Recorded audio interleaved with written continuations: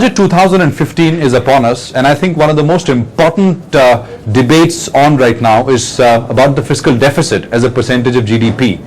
On one side are those who believe the government must play a much bigger role in trying to revive the economy, and they should do it by spending. And that means forgetting about the fiscal deficit, not at least obsessing about it. And there are others on the other side of the divide who believe that the road for fiscal consolidation, the roadmap must be followed, and there's no room for slippage. It should not be done. Both sides feel very passionately about it, but it's not just about the fiscal deficit. It actually, of course, follows onto other things. I mean, the need for capex spending and other things as well. Of course, there are structural reforms which get talked about right before the budget every time. We'll talk about that here. With me, two very important people who understand their subjects thoroughly. Dr. Ajit Ranade is Chief Economist with the Aditya Birla Group, and I have Atul Joshi, who is Chief with India Ratings. Thanks very much, both of you, for joining in. For our viewers, let me say that when you are the Chief Economist at one of the largest conglomerates in the country, and one would believe that corporates want the government to be a big spender. You are actually saying the government should not do that. Your position is that. Let me just explain this for our viewers. You are heading a rating agency, and rating agencies are always sort of seen as people who are threatening a rating downgrade if the fiscal deficit level is raised. You are actually arguing that the government should not obsess about the fiscal deficit that much. So interesting positions here.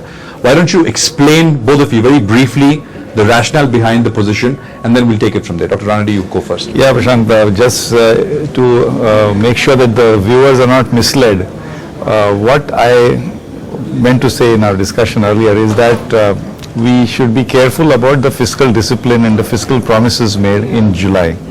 I am not for a moment saying that the government doesn't have a role to play. In fact, in your opening comments you said, what should the government do to spur growth? So of course all of us believe that the government has an important role to play. What is the road, or what are the instruments to play that role? Is it through pure spending, that is expanding your budget, expanding the fiscal stance, or are there some other ways by enabling growth, by playing an enabling role? We'll get into the detail in a bit, but so for example, let's just get the level of the fiscal deficit out of the way, yeah, right? So because people are very focused on the numbers. 4.1 this year. The fiscal roadmap says, well, 3.6 and then 3 by fiscal 17. So the Finance Minister, Mr. Jaitley, is going to get up and make a speech on the 28th, and he's going to announce something like a program to spend 20 lakh crores. That's 1/6 of the economy, 16% of GDP. That's not a small number. This is like probably the biggest one-time spending plan and announcement. So it's a huge spending anyway. What I think what you were trying to imply through your comment, and which I would like to clarify, is that the government spends money based on its revenues, and the gap is called the fiscal deficit.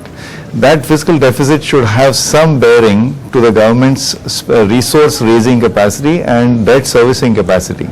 And already the fiscal deficit at 4.1%, 3.6% is stretched. I just want to get that, I just want to come back to that same point. Do you think they should say 4.1, 3.6 for fiscal 16? 4.1 I think will be met now. Yes. It's amply clear, but 3.6 for fiscal 16. I think with some careful planning, it's possible to aim to target the 3.6% of GDP. And you think they should do it? And it's really. You think they should do it? It's possible, yes. Okay, that makes it clear. We'll get into the substance in a bit. Atul, why don't you come in? Explain your position. See, our position is that government may not be able to meet 4.1% unless they extraordinarily squeeze the expenditure side, which our estimate is 4.2% without extraordinary squeeze on the expenditure side. But next year, we are factoring in 3.9% as the fiscal deficit and not 3.6. Our whole thesis is that the government needs to create the headroom to spend. If they stick to... So you're saying 4.2 this year? Yep. And 3.9 next year. That's right. That's the budget estimate. That's 3.9% next year, fiscal 16. Our internal estimates of where the government should end up doing it. Yeah, right. But you're also again So 3.6 you're saying is not desirable. Is that what you're saying, Atul? Yes, we are saying it is not desirable. And if you look at, we have been talking about Make in India, we've been talking about 8% growth rate. Now, again, we are looking at the old series and not the new series, just for the clarity's sake. Now, how do you achieve that 8%? Somebody needs to undertake the capital expenditure. Somebody needs to expand. Somebody needs to set up the infrastructure. And that capacity today is not there with the corporate world. Just as a number, 2010, the top 500 borrowers, debt EBITDA was 2.5 times. Today, it is 4.7 times. So where is the headroom for the corporates to create that kind of headroom for spending on the new capacities, infrastructure, etc.? So that initiative has to come from the government. Now, government's position, if it is 3.6%, and if they are overly bullish about the revenue growth, which they have been in, FY15. For the last 2 years, actually. And so that is not going to happen. It's not going to happen. So the only way is that, you kind of be very conservative or be more rationalistic about the revenue growth number and factor in. Actually, I thought you were going to say that let's keep the government in its fiscal 16 budget estimates is going to keep the level of fiscal deficit unchanged, 4.1, 4.2. I would be. I would not think not that far away. I mean, 0.3 is actually quite a big number. It's a big number. See, let's focus on the big number in the sense of rupees instead of percentages. Why don't we, 3.6% of an estimated GDP of 130 lakh crores is 5 lakh crores. So that's not a small number. So a gap between the government's resources and total spending of 5 lakh crores is surely something, it's not a small number. Secondly, remember, we are talking about a budget which is a statement of intent, a target. So why set the target so diluted to begin with? I mean, of course, at the end of next year, perhaps we'll be sitting here and discussing, why didn't the government meet 3.6? I think this is a good, there are several reasons I can justify this. This is a year where we have a bonanza of a stimulus. This is like a big stimulus, fiscal stimulus to the economy without any side effects, namely the impact of the lower oil prices. But the government is collecting most of it, right? It's not right. So exactly how this stimulus is split between consumer spending and government benefit is an art, is a tweak which the finance minister has to do. So this is a year of the stimulus. So therefore, take advantage of that and try to fit in your budget the statement of intent for next year to fit in this 3.6%. Yeah, actually, I remember when the government presented the budget last year and they said we'll follow 4.1, which actually was the UPS target, UPS number. Yeah. Many actually said, well, they didn't have to do it. If there was ever a time to actually, for them to articulate a slightly wider number. Perhaps in July, Finance Minister Jaitley could have, many of us felt that could have actually gone slightly above 4.1. See, the credibility of the promises, you make a promise, he said, in fact, I know 4.1 is a challenge, I'm still accepting the challenge. Hey, then 3.6 is an easier challenge, I feel. No, it's an easier challenge, but the point is, all the macroeconomic indicators are in better shape compared to when he presented the budget last year. Yes. Right? All of them. So what's the big deal? I know it's a flippant use of word, but if they were to say, well, 4.1, 4.2% for fiscal 16, what's going to happen according to you? No, because you see, first of all, credibility is a promise. You made a promise, 4.1, 3.6, 3%. I mean, a 3-year roadmap. There's no reason to abandon the promise, especially as you said, if the macro as Atul pointed out, the reason is the private sector has no capacity to spend. No, I feel that, in fact, I think both Atul and I agree that the let's not forget the goal is to revive growth, right? So if we agree on that, how we get there is by expanding the fisc or not expanding the fisc, that's a matter of debate. And I feel that there are other ways, by for example, lowering corporate taxes, by streamlining. Let me just put that, Atul, do you think without expanding the fisc, growth can revive? No, I don't think at this juncture we have the flexibility. I'll just give you one indicator. FY13 to FY14, the revenue expanded by about 1,50,000 crores. But 70,000 crores out of that 1,50,000 crores got taken away by incremental interest. Our budget, interest which the government had to pay. Which the government has to pay. Right. Similarly, if you just look at FY15, government has factored in something like 37% of its revenues going towards interest. Up to December, the first 9 months, it's 40%.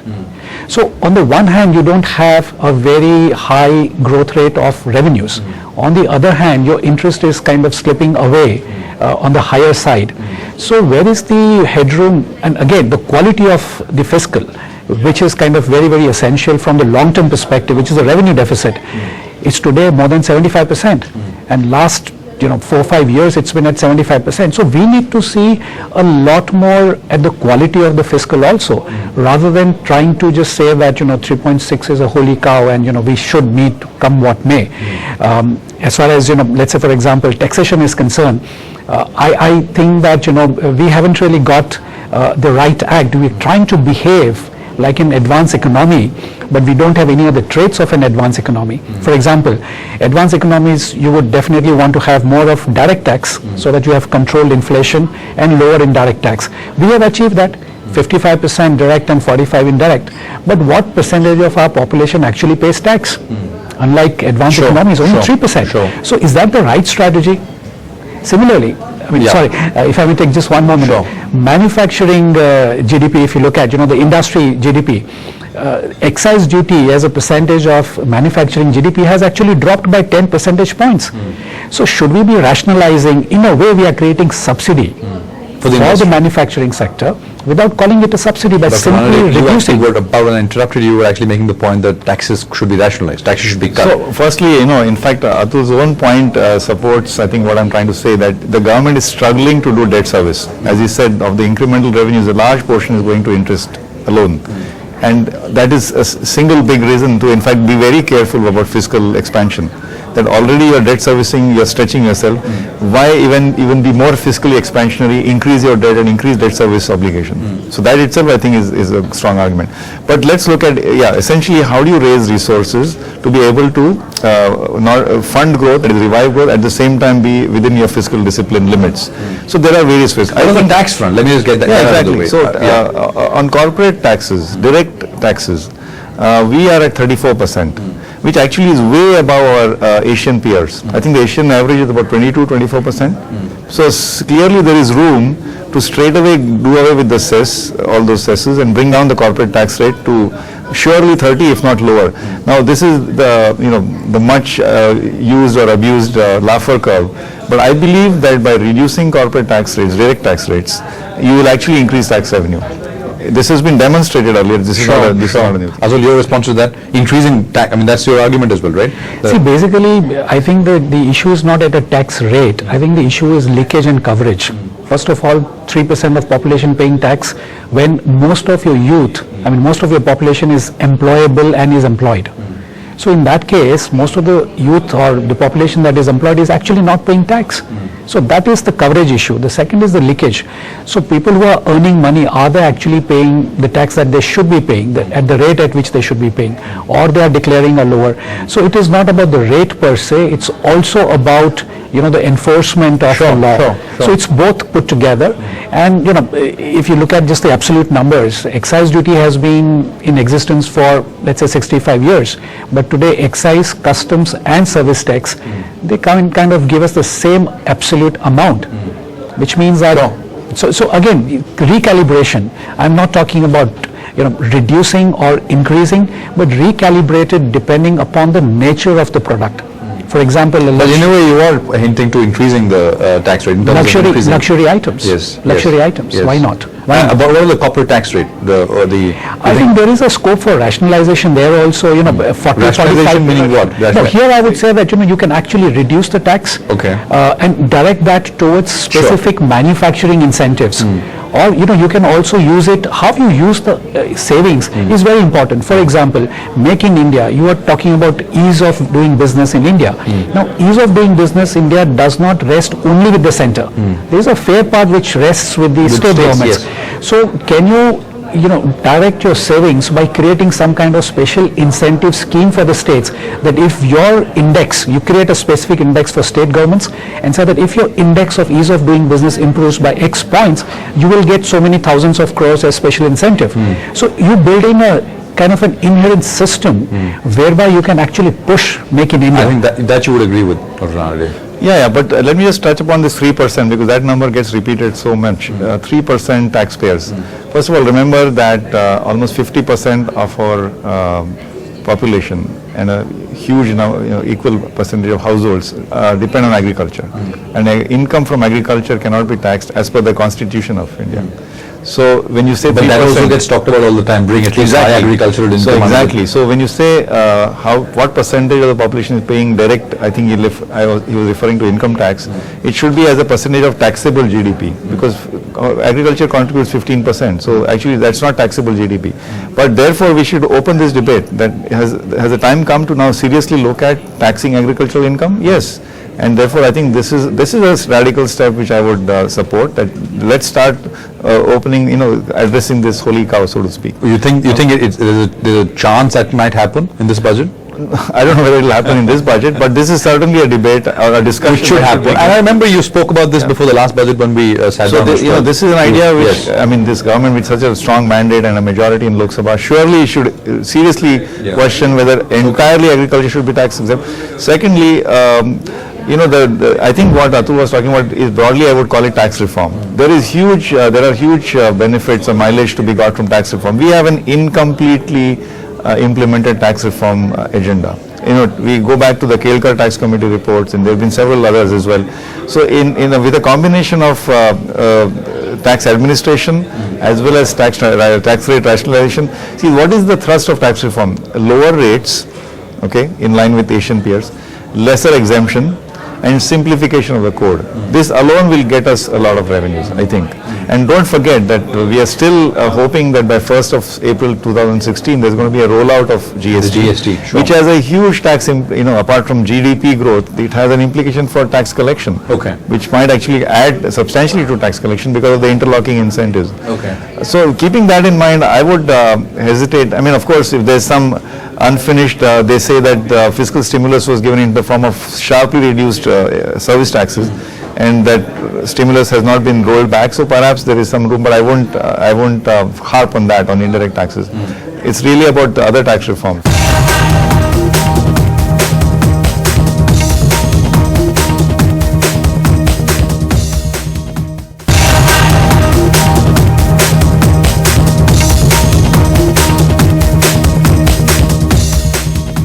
I think we've spoken about the budget and taxes, and I almost feel as if you covered the budget and what could be in it, but we've not.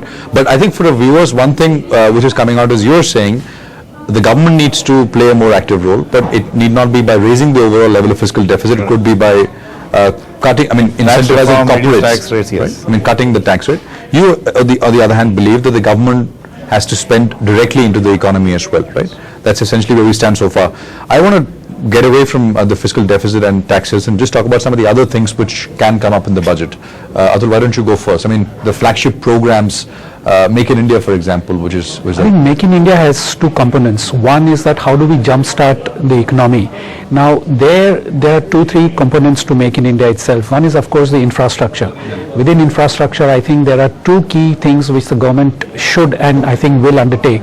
One would be the railways, where especially the carriage railways, the metros would be and I think should be given special incentives, so that would have a lot of impact on the urban infrastructure itself, the quality of life itself, which would then set the ball rolling for a lot of other subsidiary industries to So come when up. you were arguing for higher spending, these are some of the sectors where that spending So should be directed irrigation to. is, yes, Sure. irrigation is another one, which has a direct impact on the consumption. Okay.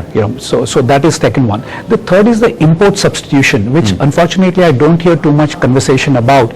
But how many mobile phones are manufactured out of the total 93 crore Sure. mobile handsets that we have? So that is one. Defense is another one. Similarly, railway, coaches, wagons, tracks, several industries which were, between 1950 to 1970, we had export incentives and import substitution. We should start talking about import substitution in a big way, so that the manufacturing from the corporate side starts. Okay. And for that, if you need to create a headroom by way of special incentives, be it land, be it, excise exemption, sales tax exemptions, those should be created within Make in India. that's the thrust for Make in That should be India. the thrust. So starting from agriculture, ending with the infrastructure. Oh yeah, if you talk about the big macro goals, incidentally, Atul, the sales tax exemption will come from the state government, so but if you talk about macro goals, certainly job creation, livelihood creation is top up there. Secondly, of course, revival of industry and revival of manufacturing. thirdly is increasing financial savings of the country. You know, we have savings rate is still about 30%, but financial savings has been declining year after year. So I would say these are the, you know, big sort of, if you ask me, these are the big messages that should come from the budget. In terms of, for example, let's go in reverse, financial savings. I believe that the country spends something like 50 to 60 billion dollars every year. It sends this precious money abroad just to get these yellow pieces of metal called gold. Some people feel very strongly about this. And I think there is room here to actually introduce an instrument called demat gold, which is gold paper, not backed by physical metal, which just behaves, smells like, talks like gold, like in this form of Kisan Vikas Patras. Imagine Mr. Amitabh Bachchan or someone like that, you know, they advertise Kalyan Jewelers, so Kalyan gold. Endorse Kalyan paper. And potentially from 50 billion we can go down to 40 billion. That's a savings of $10 billion, and that will straight away come as financial savings. Okay, that's one. In the same spirit, in financial savings, or rather the financial sector, I would say this is an area where the government can do something without a significant tax, impact or spending impact, is handle the NPA problem in banking. You know, this just needs some hand-holding, some forbearance, some regulatory forbearance for another 6 to 9 months. So find a way, in fact I would say a specific suggestion to the finance minister, get a 3-member high-level committee, not joint secretaries, not somebody from government, retired bankers, experts, empower them and tell them that you guys have to sit together for the next 15 days and not get up and sort out the top 200 NPAs in the system or stressed assets. I believe there is this thing can be sorted out. They should be empowered, and that will unlock a huge amount of, and that will lead to extra bank lending. Let's not call them NPAs, these are just deferred performing assets. We are just deferring them because of various problems. I don't want to go into the details. So that's the financial sector. Then you come to livelihood creation or job creation. Actually, the jobs are not created by big corporates like Reliance or Birla. SMEs, it's actually SMEs. And therefore, if you want 10 lakh jobs every month for the next 120 months, which means minimum creation of 10,000 SMEs every month for the next 120 months. Now, if you go to create an SME, you need 100 permits, or maybe 500 permits. So that again ties in with the ease of doing business. This is something exactly. Yes. Minimize. In fact, I would stick my neck out and say that up to, say, a turnover of 1 crore, exempt them from 90% of the Inspector Raj. I mean, this is a little radical, but I think so. Once you cross the threshold, then you are subject to. In fact, the big slogan is less Inspector Raj, more enforcement Raj. So that the moment you detect something wrong, then you really go harshly on enforcement, but go lightly on inspection. So that, I mean, that goes, and revival of manufacturing, I think is, I mean, I won't call it import substitution, because Make in India is not equal to import substitution. We don't want protectionist measures. We just want Make India competitive. Actually, that slogan should not be Make in India, it should be Make India competitive, which is basically less Inspector Raj, I think. But I think Make in India is more catchy, so I guess. But Make in India, people wrongly interpret that as import substitution. Okay, fair enough. So we are not saying that put huge duty barriers and stop all imports of mobile phones. We want it to be equally competitive to manufacture a mobile phone here. It will take certain steps, especially both at the center. But I think that's the way to go. Completely out of time. Would have loved to go on for a little bit more. Thanks very much, Dr. Ranade, Atul, for coming in. Appreciate it very much. Thank you.